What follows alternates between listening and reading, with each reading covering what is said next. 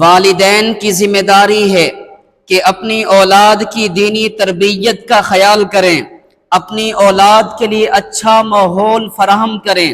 اس ماحول کا اولاد پر بڑا گہرا اثر ہوتا ہے۔ میں اس پر صرف ایک واقعہ سناتا ہوں۔ ایک مرتبہ ایک اسکول ٹیچر نے دوران تعلیم اپنے شاگردوں سے پوچھا، بیٹا مجھے بتاؤ کہ تم بڑے ہو کر کیا بنو گے؟ کسی نے کہا استاد جی میں بڑا ہو کر پائلٹ بنوں گا، کسی نے کہا میں پروفیسر بنوں گا، کسی نے کہا میں ڈاکٹر بنوں گا، کسی نے کہا میں انجینئر بنوں گا۔ اس میں ایک طالب علم نے کہا استاد جی میں بڑا ہو کر نبی کا صحابی بنوں گا، میں بڑا ہو کر نبی کا صحابی بنوں گا۔ استاد نے پوچھا بیٹا تمہیں صحابی کی تعریف آتی ہے؟ استاد جی مجھے صحابی کی تعریف نہیں معلوم، مجھے صحابی کی تعریف کا نہیں پتا۔ اچھا بیٹا تمہیں یہ پتا ہے کہ اب کوئی صحابی بن بھی سکتا ہے کہ نہیں؟ استاد جی مجھے یہ بھی نہیں پتا۔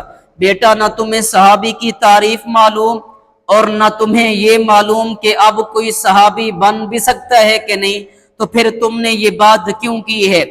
اس لیے کہ ہمارا عقیدہ ہے اللہ کے نبی اس دنیا میں تشریف لے آئے، اللہ نے نبوت کا دروازہ بند کر دیا، اللہ کے نبی اس دنیا سے تشریف لے گئے، اللہ نے صحابیت کا دروازہ بھی بند کر دیا۔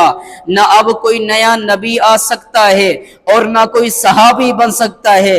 تو اس استاد نے کہا بیٹا نہ تمہیں صحابی کی تعریف کا پتہ ہے اور نہ تمہیں اس بات کا پتہ ہے کہ اب کوئی صحابی بن بھی سکتا ہے کہ نہیں، تو پھر تم نے یہ بات کیوں کی ہے؟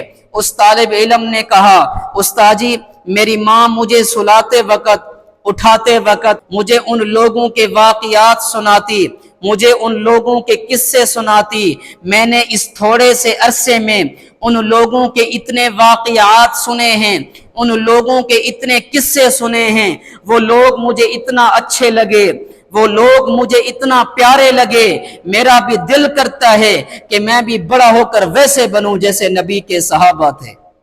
اب یہ بات الگ ہے، وہ صحابی بن نہیں سکتا، یہ بات تو کنفرم ہے کہ وہ صحابی بن تو نہیں سکتا، لیکن مجھے اور آپ کو اتنا تو معلوم ہو گیا کہ جیسا ماحول دو گے، جیسی تربیت کرو گے، اولاد پر ویسا اثر ہوگا۔